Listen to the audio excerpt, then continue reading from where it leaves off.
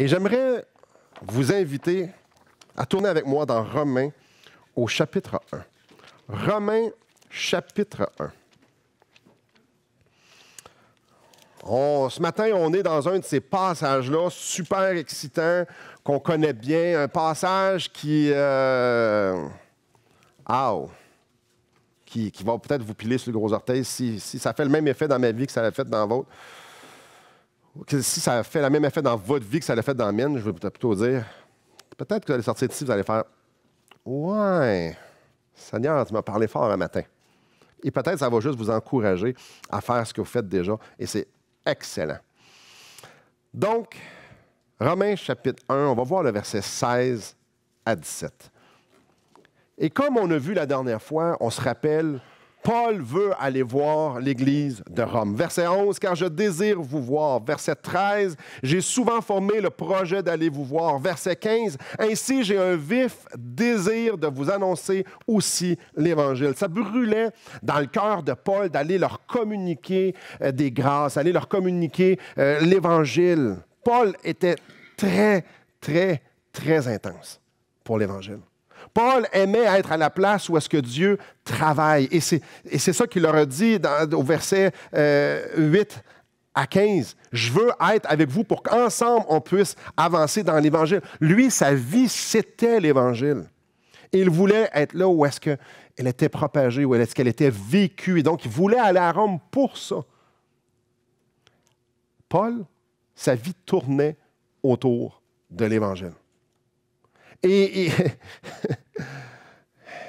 tout ce qu'il voulait, c'est la vivre et la partager. On pourrait se poser la question, pourquoi? Et le message, le texte de ce matin va un peu répondre à ça. Pourquoi Paul était aussi intense par rapport à l'Évangile? Mais avant de plonger dans notre texte, j'aimerais ça qu'on puisse voir quelques petites choses au niveau de notre époque aujourd'hui. Après ça, on va aller dans le texte. Aujourd'hui, on vient de passer la saison des manifestations. On vit dans une époque où est-ce qu'il y a beaucoup de manifestations. On manifeste pour à peu près tout. Cherchez un sujet, il y a eu une manifestation quelque part à propos de ça. L'idée de vouloir changer le monde, ça n'a pas toujours été comme ça, mais dans notre époque, il y en a beaucoup qui veulent changer le monde. On vit aussi à une époque où est-ce qu'on est super sensible à l'inégalité sociale. Les inégalités, ça vient nous chercher, ça nous interpelle. On n'aime pas voir des pauvres, on n'aime pas voir que les femmes sont traitées différemment que les hommes ou que des gens d'une couleur différente sont traités différemment. On n'aime pas ça. Et on veut faire quelque chose à propos de ça.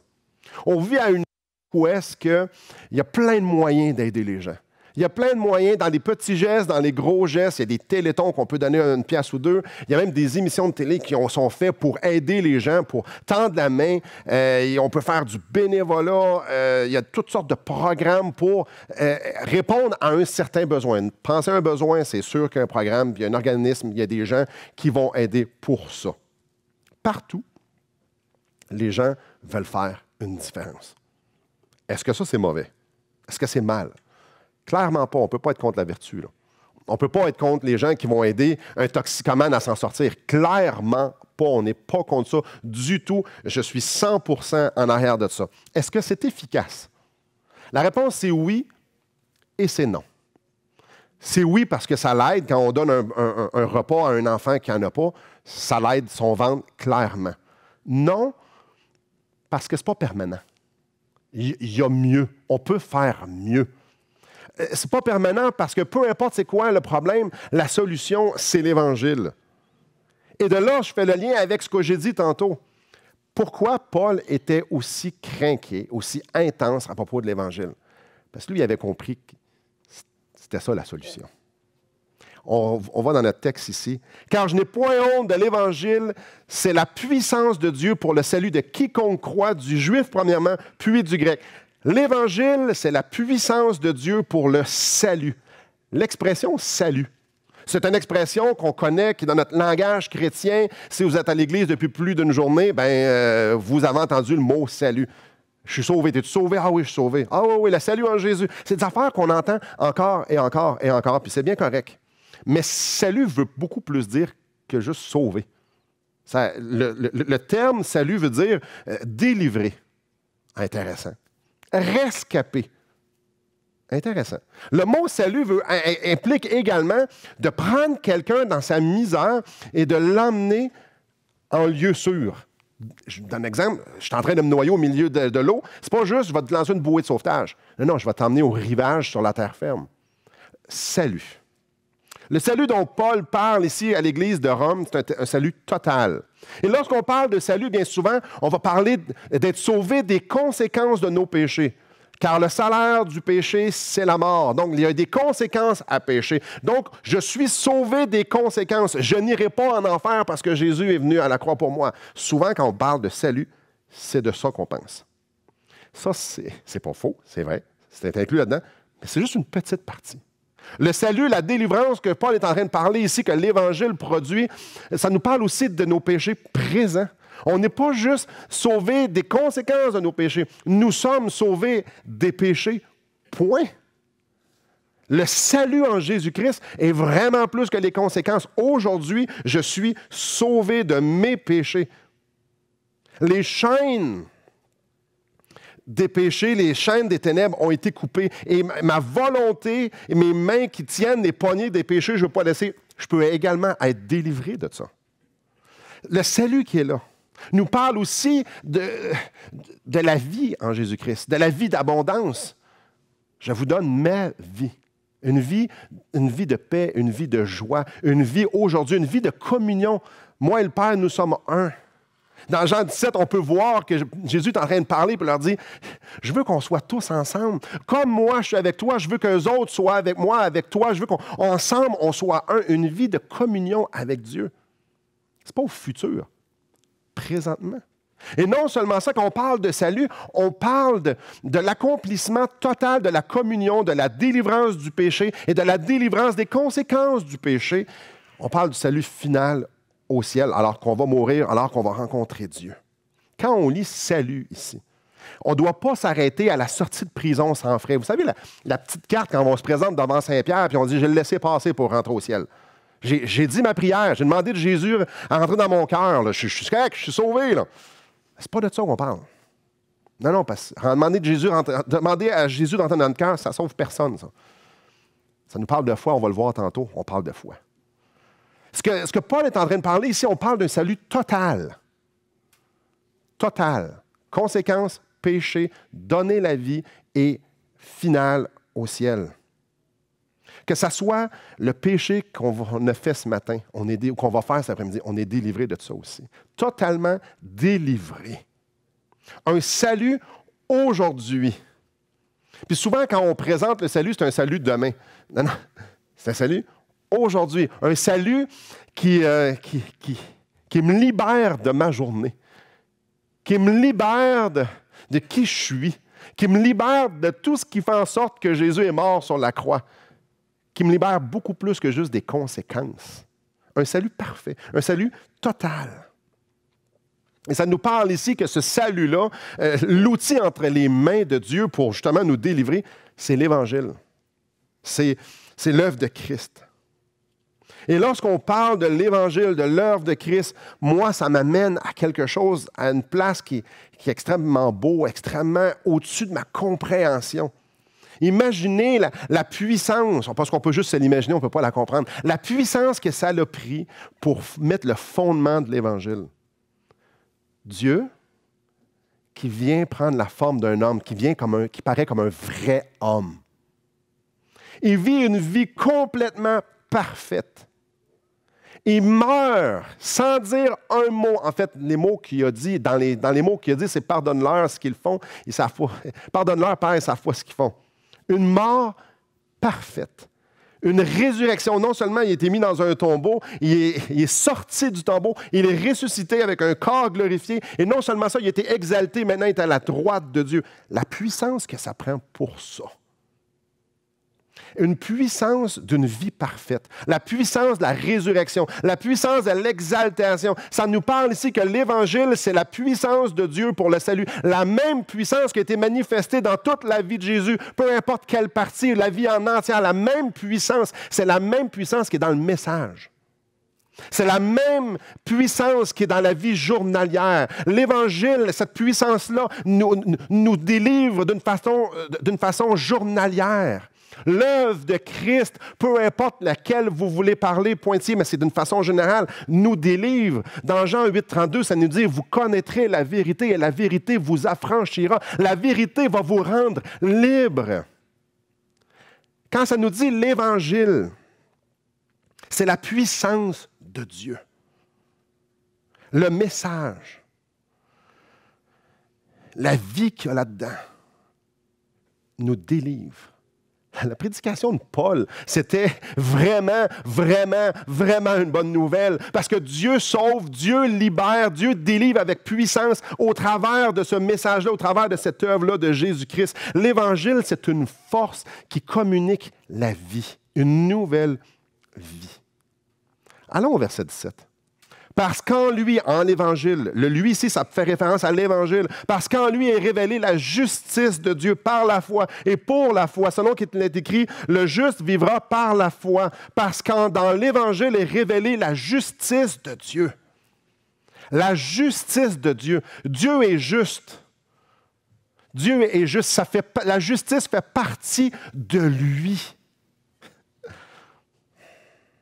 Quand Dieu a vu notre incapacité, pas quand, il a vu notre incapacité d'accomplir la loi.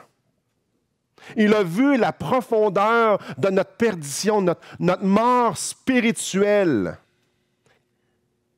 Alors que nous étions morts spirituels, lui a manifesté une vie, Jésus-Christ, une vie juste pendant 33 ans.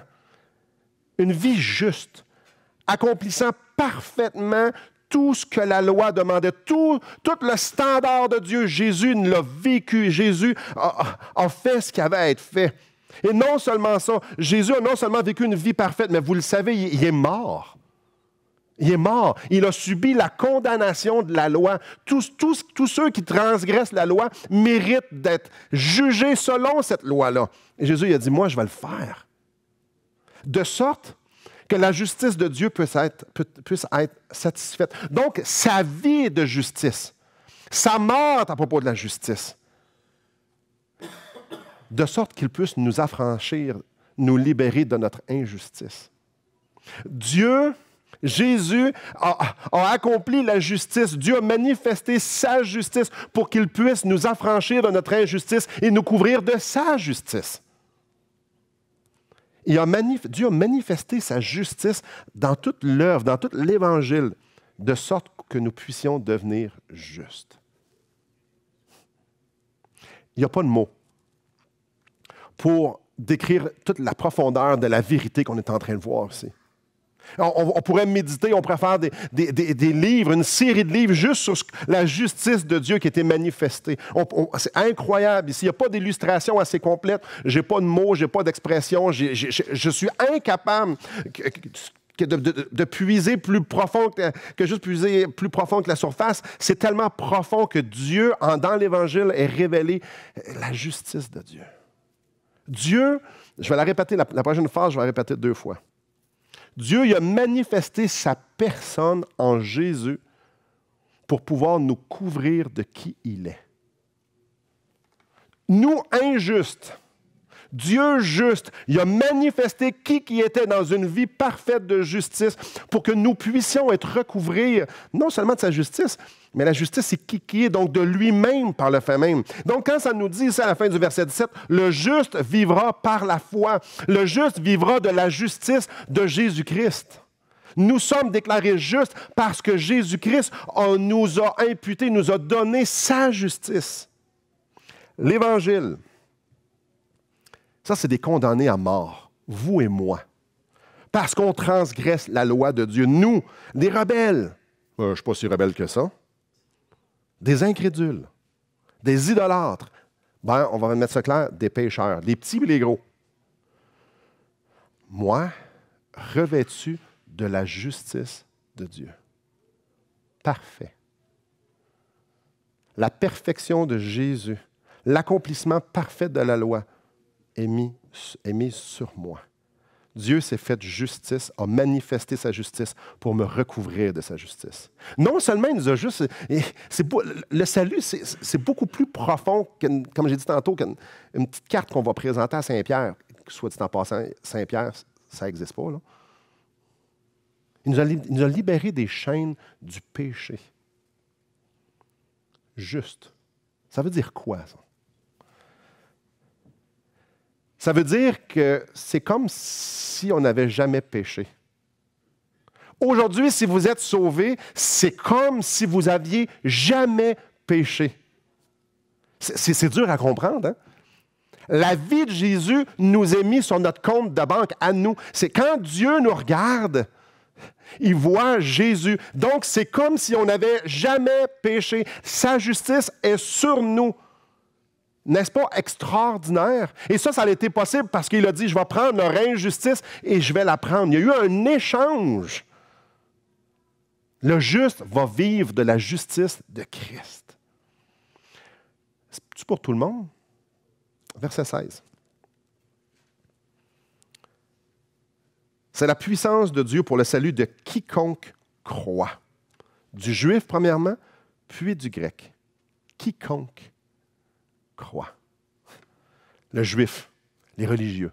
Le grec, les sages. Que tu sois femme, que tu sois homme, que tu sois enfant, ça n'a pas d'importance. Quiconque croit. L'Évangile n'a aucune limite, n'a aucune barrière. L'Évangile peut être efficace pour quiconque croit. C'est tellement beau. L'Évangile est efficace pour n'importe qui. Regardez bien verset 17. Juste par la foi et pour la foi, le juste vivra par la foi. En voulez-vous de la foi? 3 fois dans le verset 17 et 1 fois dans le verset 16. Cette libération-là, cette justice-là est pour ceux qui désirent avoir accepté l'amour de Dieu. C'est pour ceux qui mettent leur confiance, qui disent oui, oui.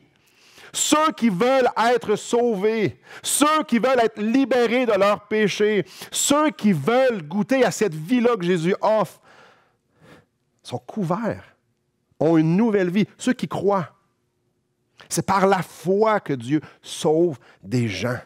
C'est par la foi que tu reconnais que tu es pécheur. Parce que ce n'est pas tout le monde qui savent qu'ils sont pécheurs.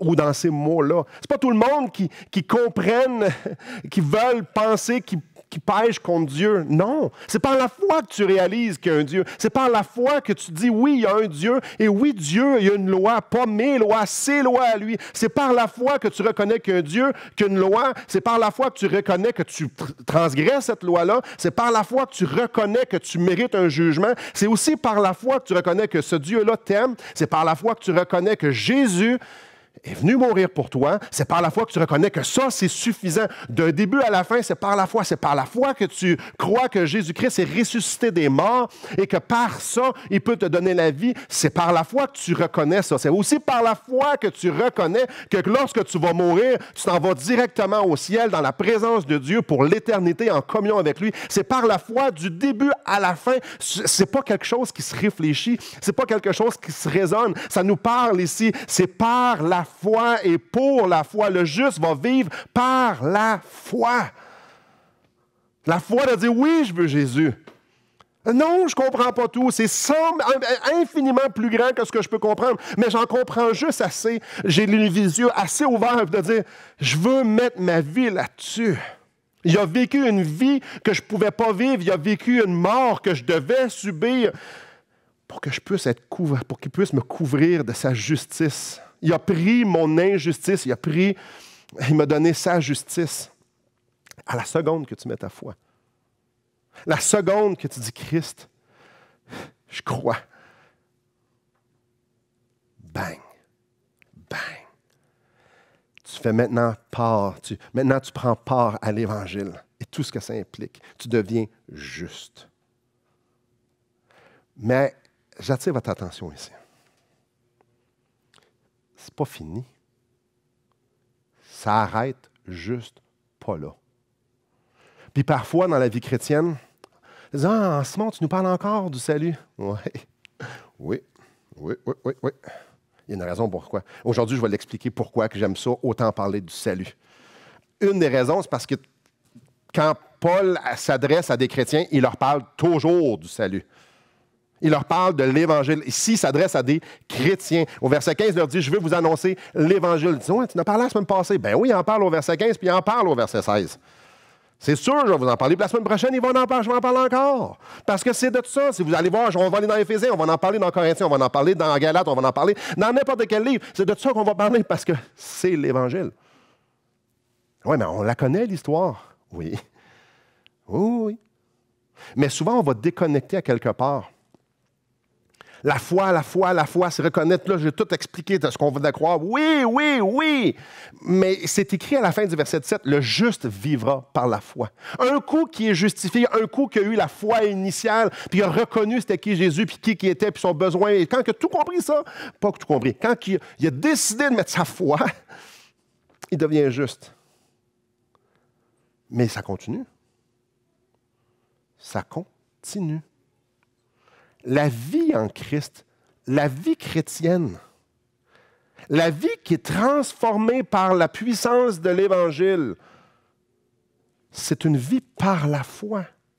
On ne commence pas par la foi, puis après ça, on devient religieux. On commence pas, après ça, c'est par nos forces. On ne commence pas par la foi, puis après ça, on y va sur le cruise control jusqu'à temps qu'on rencontre Jésus. Non, c'est pas ça. Là. La foi dans la puissance de l'Évangile, la foi que Christ va continuer à appliquer sa justice en nous, cette foi-là qui nous transforme. La foi qui nous dit, OK, je suis béni de toute bénédiction spirituelle dans les lieux célestes en Christ. La foi qui va prendre le bras, qui va dire, je la veux, cette bénédiction-là. Le Seigneur, je veux. La foi qui me dit, je suis un vase vide, j'ai besoin que tu viennes appliquer ta puissance directement là dans ma vie, parce que si tu ne fais pas ça, je suis fait à l'os. Ça nous parle de délivrance, le salut. Mais j'ai besoin d'être sauvé, j'ai besoin d'être délivré, j'ai besoin d'être amené à bon port à tous les jours, des milliers de fois par jour. Donc, la foi que j'ai besoin du Seigneur, dans les menus détails de ma vie, c'est la foi, c'est la vie que je t'ai appelé à vivre. C'est pas, je rentre dans le royaume, ça finit là. Non, pas du tout. C'est d'un coup, entrer dans le royaume, tu réalises que tu n'es encore pas capable, que tu réalises que tu as encore besoin d'être délivré. J'ai encore besoin d'être délivré de l'inquiétude. J'ai encore besoin d'être délivré du mensonge, de l'orgueil, de l'égoïsme. Nommez-la à la liste, il y en a. J'ai encore besoin d'être délivré. Avant d'être sauvé, je me voyais perdu. Mais quand je suis sauvé, je me vois encore perdu. Je me vois encore inapte à pouvoir combattre le combat spirituel auquel Jésus m'appelle à vivre. J'ai encore besoin de la même foi qui m'a emmené au salut, qui m'a emmené en fait que la puissance de l'Évangile puisse être active en moi. C'est la même foi, je n'ai encore besoin aujourd'hui.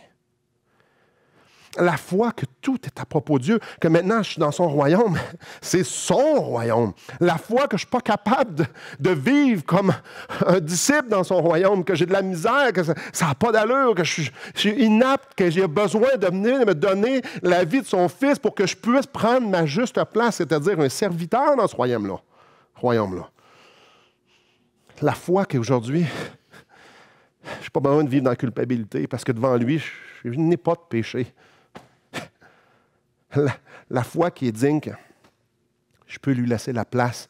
La foi que je peux lui dire que je peux vivre et me redire et contempler qu'il est suffisant pour moi. Je n'ai pas besoin de tous ces artifices-là.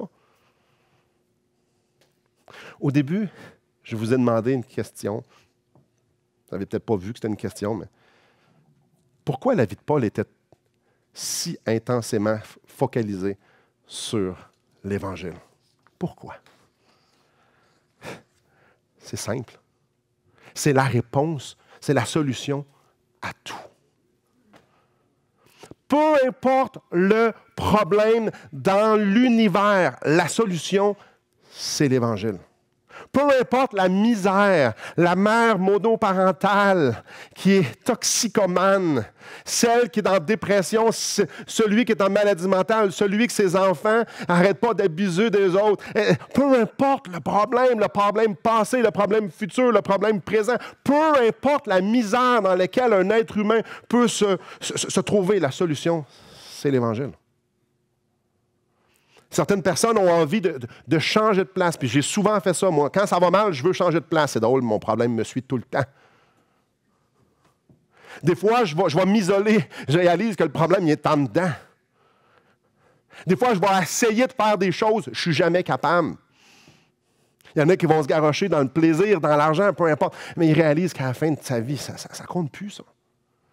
La solution, c'est l'Évangile, parce que l'Évangile traite à la racine, au noyau, au cœur du problème, puis donne une solution éternelle. Le cœur du problème, c'est mon besoin total de l'Évangile. L'Évangile traite le problème à la racine parce qu'il me révèle exactement qui je suis. Quand on rouvre la parole de Dieu, ça ne nous fait aucun mensonge. Je suis dépourvu de toute capacité. Ça, c'est une excellente nouvelle. Parce que ça nous dit aussi qu'il y a une solution éternelle qui s'appelle Jésus-Christ. C'est la solution à tout. Ouais, Simon, tu ne comprends pas. Non, si c'est ça votre réponse, c'est parce que vous ne comprenez pas ce que je suis en train de dire.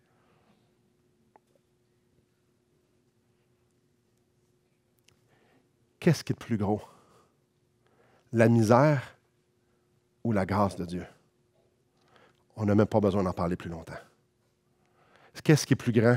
Vos besoins ou l'amour de Dieu? Qu'est-ce qui est plus compliqué et profond? Votre situation, votre circonstance, votre histoire ou ce qui s'en vient? Ou Dieu? On n'a même plus besoin d'en discuter. La solution, c'est l'Évangile. Ce que les gens ont le plus de besoin autour de nous, ça implique les gens qui sont tous en avant de moi. Là. C'est tous vous autres. Puis tous ceux qui écoutent sur Internet et tous ceux qu'on croise à tous les jours, ce que les gens ont le plus de besoin, ce n'est pas notre sagesse à Saint-Saëns, c'est qu'on les mette en connexion avec Dieu. Ils n'ont pas besoin du conseil. Ils n'ont pas besoin de la petite chose que j'ai appris avec ma grande expérience. Non. Ce que les gens ont le besoin, c'est qu'on les mette en connexion avec Dieu. La plus grande influence qu'on peut avoir dans la société, ça ne se passe pas qu'une pancarte dans les mains. C'est en vivant l'Évangile et en la proclamant. Parce que le changement que ça procure dans le cœur, dans la vie de quelqu'un, lorsqu'il est converti, lorsqu'il marche l'Évangile, ça libère les captifs. Ce que les chrétiens ont besoin, les gens autour de vous, dans cette salle ici, ce qu'on a besoin, c'est de l'Évangile. La Bible est bourrée de l'Évangile adressé à des chrétiens. Le Nouveau Testament a été écrit à des chrétiens. La solution, ce n'est pas les programmes, ce n'est pas les livres qu'on peut avoir dans nos bibliothèques, c'est la puissance de l'Évangile. C'est ce qui nous a sauvés, c'est encore besoin de ça qu'on a besoin aujourd'hui. Est-ce qu'on y croit? C'est ça qu'on a besoin. On a besoin de retourner à la base et c'est pour ça que je vais continuer à nous enseigner, à me prêcher, à vous prêcher la base. Parce que ce n'est pas dans les hauteurs de tous les petits détails doctrinaux que se trouve la liberté. C'est à la base, c'est à la croix, c'est à la résurrection, c'est à l'exaltation de Jésus-Christ. C'est là que ça se trouve.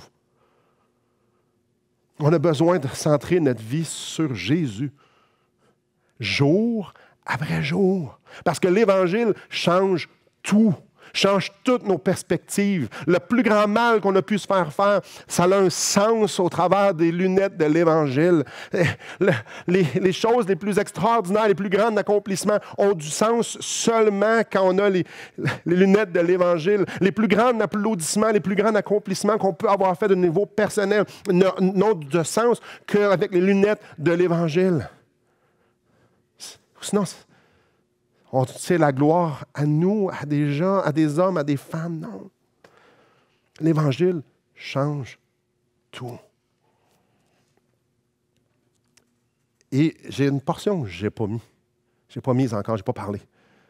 C'est la portion qui fait « ouch ». Car je n'ai point honte de l'Évangile. C'est pour ça que Paul a dit, moi, je n'ai pas honte de ce message-là. C'est tellement puissant, ça change tellement tout, c'est tellement la solution à tout. Je ne peux pas avoir honte de ça, de ce trésor-là. Je n'ai pas honte de ça. Mais ma vie, c'est de faire connaître ça aux chrétiens et aux non-chrétiens. Il veut leur dire au verset 13 et au verset 15, aux chrétiens de Rome et aux non-chrétiens de Rome, vous devez entendre l'Évangile. Moi, ça m'amène à... Le mot honte, à tous les fois que je lis Romains, tous les fois que j'étudie, le mot honte me revient tout le temps, me fait ah, honte. Honte. C'est pas un mot qu'on aime. J'ai-tu honte de l'Évangile, moi? Non. Non, j'ai-tu honte de Dieu? Non, non, non. Non, non, non, non, non. Non, non. Je ne peux pas avoir honte. C'est sûr que c'est quelqu'un avec un gun ici me le met sur la tête. Fort probablement, par la grâce de Dieu, je vais dire que je vais lui dire que je vais lui dire que je suis un chrétien. Je vais lui dire. Je suis convaincu que Dieu va me donner la grâce de dire que je suis un chrétien. Je n'ai pas honte. Vous, avez-vous honte? Ben non, on n'a pas honte. Ah, allez voir le gars au bord de la rue, par exemple. Ah non, mais j'ai pas honte. Ah non, j'ai pas honte. Voyons. Allez voir mon voisin. Non, non, j'ai pas honte. Non, mais c'est parce qu'on a d'autres choses à parler. J'essaie de bâtir un lien avec. Je suis pas... Ah, à job, pas pogner panique quand que je me fais insulter. Non, non, mais j'ai pas honte de l'Évangile. Là. Non, non, c'est juste que là, il faut que je te laisse sortir un peu de colère. Là. Avoir honte. Ça veut dire quoi, ça, en pratique? Ne pas avoir honte. Ça nous parle de ne pas avoir honte. Et au verset 15, ça nous parle « J'ai un vif désir ». Quand on parle de fierté ici, non seulement je n'ai pas peur de m'afficher, j'ai le chandail, j'ai le sticker sur mon char, j'ai pas honte, mais j'ai un vif désir de vous en parler aussi. Ça veut dire quoi en pratique? Puis là, il y a plein d'illustrations qui me venaient en tête. J'ai déjà prêché sur ce message-là, d'autres illustrations d'être fier, tout ça. Puis cette année, aujourd'hui, cette semaine, on a fêté 70 ans de quoi? Ouais. La fin, pas la fin, la capitulation des Allemands, parce que ça a duré un peu plus tard avec les Japonais. Avez-vous déjà vu un film ou des documentaires de la libération des camps de concentration? Ça vient charger. Une des choses qui me fascine le plus quand je vois ça, je n'ai vu plusieurs, c'est de voir les soldats. Les soldats qui arrivent, que ce soit les Russes ou que ce soit les Américains, quand ils arrivent proches des grillages puis voient les Juifs sortir. Les Juifs, eux autres, de mémoire, ils n'ont pas beaucoup d'expressions parce qu'eux autres, c'est comme des morts vivants. Eux autres, ils ont vu tellement de morts dans leur vie, ils ont tellement vu de morts dans les derniers... Ils ont tellement souffert. Premièrement, des gens qui pèsent 200 livres, là, ils en pèsent 85. Sont gris, sont des morts littéralement vivants. Là, tu vois des piles de morts, excusez-moi d'être aussi joyeux ce matin, des piles de morts d'hommes, de femmes, avec des histoires, avec des familles qui sont là, dans les camps. Puis là, tu vois les Juifs, eux autres, pas d'expression, font juste avancer. Mais les autres, ils ne comprennent pas. Mais les soldats, eux autres, ils comprennent. Les soldats comprennent dans la misère qu'eux autres, ils sont. C'est une des raisons pourquoi ils sont là. Eux autres comprennent qu'il n'y a pas vraiment de chance de survivre. Eux autres comprennent en voyant les morts, en voyant les choses, en sentant aussi probablement. Ils voient l'étendue de la dévastation. Et ils comprennent également qu'est-ce qu'eux autres apportent. Ils comprennent, eux autres, en s'approchant, que la vie de ces gens-là va changer. Mais les Juifs ne le savent pas encore. Si vous avez vu, qu'est-ce que les soldats y ont fait? Moi, ma grande surprise, c'était de voir les soldats revirer de bord, aller au campement, puis écouter des films. J'étais vraiment surpris de voir ça. Hey, j'ai vu un documentaire, même un des soldats est allé sur Facebook, puis il a commencé à dire à tout le monde qu'il avait eu une belle journée. C'est spécial, hein? Puis là, lui, il y en a d'autres que j'en voyais lire le journal, puis lire toutes sortes d'affaires, puis les gens étaient super excités de la journée qu'il y avait eue. Hey, les soldats ont des drôles de réactions des fois. En fait, j'ai même vu quelques soldats dans d'autres documentaires où est-ce qu'ils ont, comme ils ont salué, ils ont dit « Hey, bonjour », puis ils ont continué leur chemin, puis ils ont continué à avancer. Ah, moi, j'étais outré, ça n'a pas d'allure, ils ne peuvent pas faire ça. Voyons donc, faites de quoi, faites de quoi? Ben non. J'ai vu quelques soldats regarder leur bouteille d'eau, puis faire « Je n'ai rien qu'une, je vais en garder ». Puis continuer. Je n'ai vu d'autres, je n'ai vu les plus courageux prendre leur bouteille d'eau et dire « Bon, pitcher ça sur l'autre bord de la clôture, puis leur dire « Je vais prier pour toi », puis continuer. Et ce qui m'a vraiment interpellé, c'est qu'à un moment donné, il y a une gang qui ont fait un téléthon. Ils ont ramassé un petit peu d'argent pour aider le programme qui est en aide, que les Juifs avaient formé pour s'aider un petit peu avec des patates. Là. Puis Évidemment, je n'ai jamais rien vu de ça. Si vous avez vu les mêmes affaires comme moi, c'est pas ça qui se passe pantoute. C'est pas ça. Du tout, du tout, du tout. Quand les soldats voient ça, probablement, ils sont ébahis, ils ont la face gelée, ils sont... Et puis après ça, qu'est-ce qu'on fait? Ils ont ouvert les clôtures tout de suite. Ils ont tout de suite été voir les clôtures. Parce que la seule chose qui les séparait d'eux autres, c'était des clôtures. On rouvre les clôtures. Ça presse. Ils leur ont dit, maintenant, vous êtes libres. Vous pouvez sortir. Vous étiez captifs. Vous étiez en train de mourir. Vous avez vu des millions de personnes mourir. Et maintenant, vous êtes libres. Vous pouvez sortir. On vient de vous libérer. On a les cotons. On a les armes. Sortez. Il n'y en a pas de problème. Puis oui, on pourvu à leurs besoins. Ça, oui. Mais il était tellement excité, il était tellement sous le choc. Ils ont ménagé aucun effort pour libérer ces gens-là, tellement qu'ils n'ont pas ménagé d'effort pour libérer les captifs. C'est qu'à un moment donné, il y en a qui se sont réveillés, on dit « il ne faut pas leur donner trop d'eau, ils vont mourir là. On ne peut pas les laisser aller en Allemagne de même. Il faut les prendre en charge un instant. » Il y avait tellement un fardeau sur leur cœur, ils étaient tellement interpellés, ces soldats-là, face à ces Juifs-là, qui ont fait l'impossible pour leur donner tout ce qui manquait pour qu'ils puissent vivre. Avez-vous l'impression qu'il y avait des soldats, lorsqu'ils se sont approchés des clôtures, ils ont dit « Ah, moi, je suis même trop gêné. Oh, vas-y, toi, moi, je ne veux pas y aller. Je ne sais pas quoi leur dire. Non, on ne parle même pas la même langue. Moi, je suis américain. Je parle anglais, puis les autres parlent hébreu. Non, vas-y. Bon, toi, non. Pensez-vous que c'est de même, ça marchait? Ah, je ne sais pas. Pensez-vous qu'ils ont vraiment hésité? Mais là, on va attendre là, demain, peut-être. Là, ouais, je vais y aller. Non. Il y avait la solution. Il y avait la solution. Ils n'ont pas ménagé les efforts. C'est de ça que ça parle dans notre texte. C'est exactement ça que ça parle dans notre texte. Je n'ai point honte de l'Évangile, c'est la puissance de Dieu pour le salut.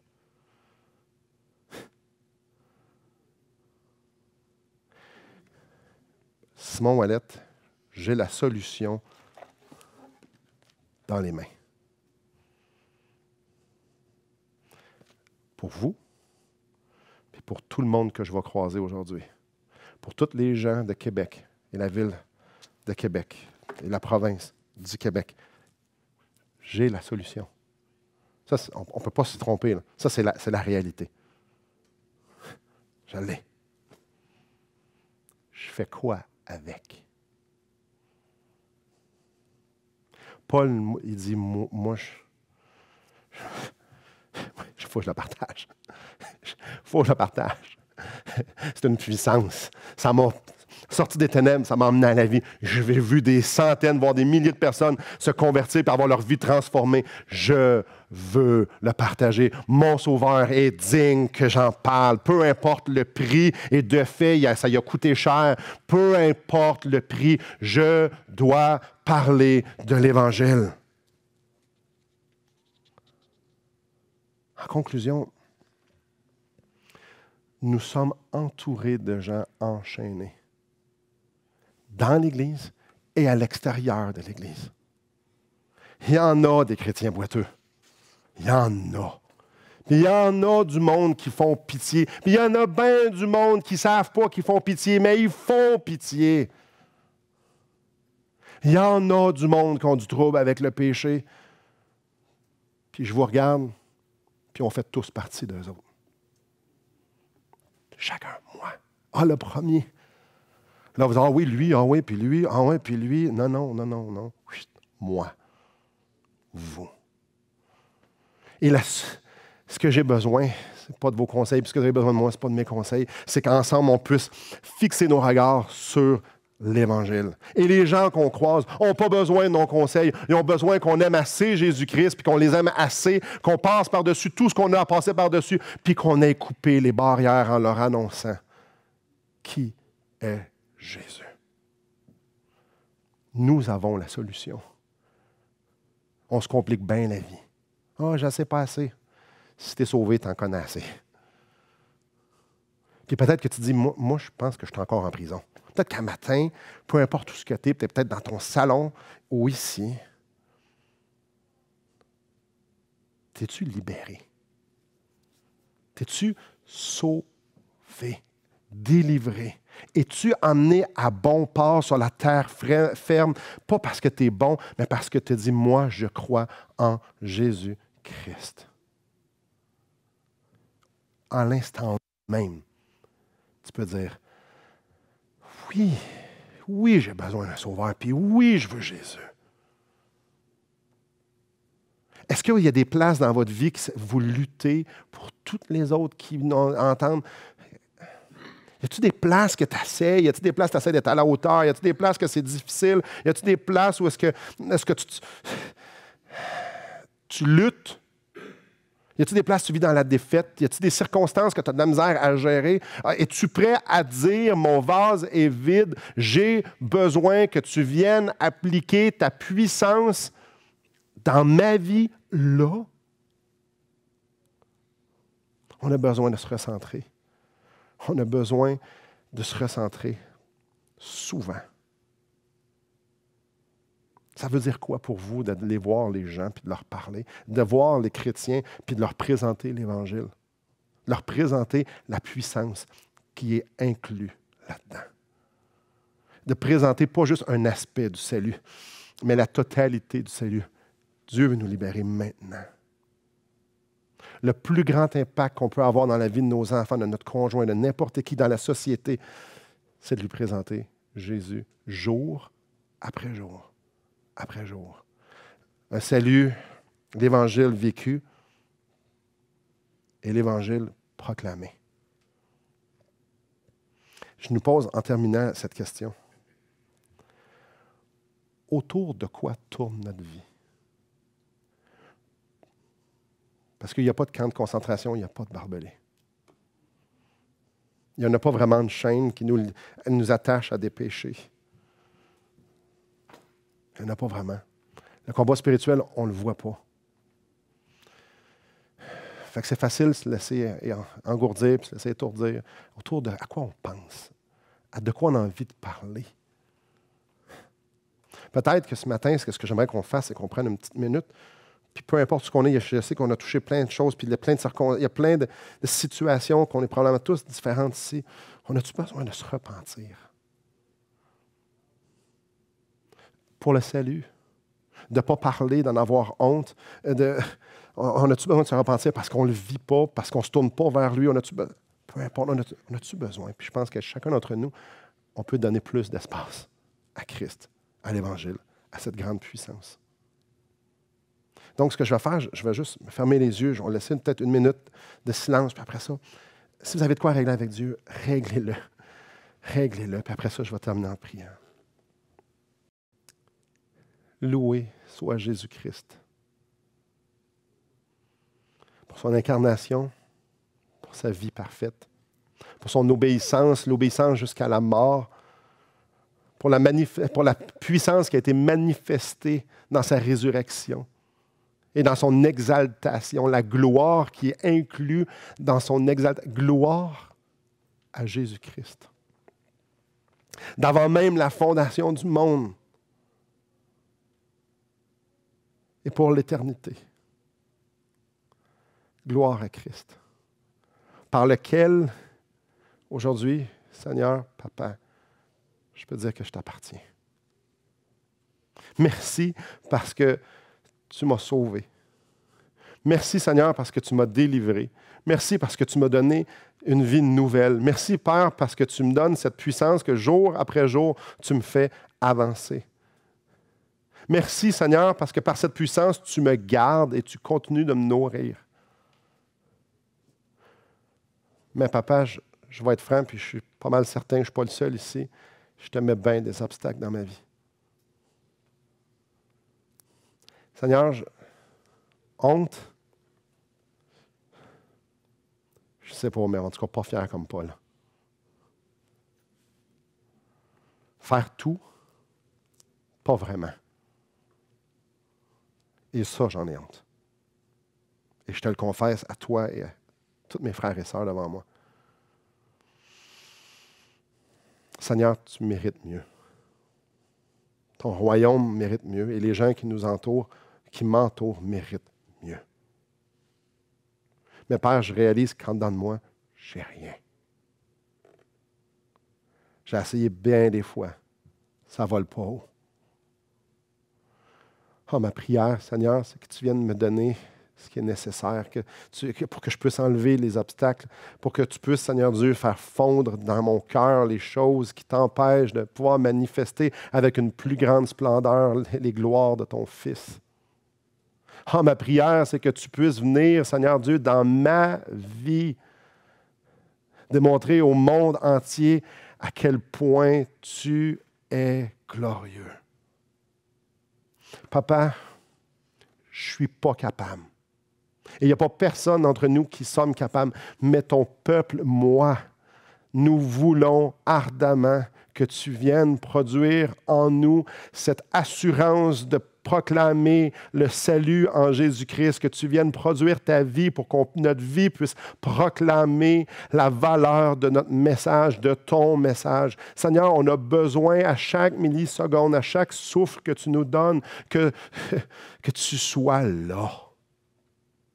Et on a tous des circonstances, tous des choses, des obstacles, des péchés qui viennent faire obstruction. Viens, Père éternel, dans nos vies, annihiler ces choses par la puissance de ton Fils, de ton Évangile. Et peut-être qu'il y en a parmi nous qui ne sont pas sauvés, peut-être qu'il y en a parmi nous qui ont écouté, qui sont en train d'écouter ailleurs dans le monde. Seigneur, je te demande de les sauver. Je te demande, Seigneur, de leur ouvrir leurs yeux, les yeux de leur cœur, que tu puisses leur donner cette foi, cette repentance, cette tristesse face à leurs péchés, mais également cette joie de découvrir Jésus, ton Fils, ton Évangile. Papa, on n'a pas envie de jouer aux chrétiens. On n'a pas envie de vivre la vie qu'on vivait avant, la vie que Jésus est mort pour nous délivrer d'elle. On veut vivre sa vie. Prends la place qui te revient, celle que tu as achetée à un fort prix. Prends tout, Seigneur. Amen.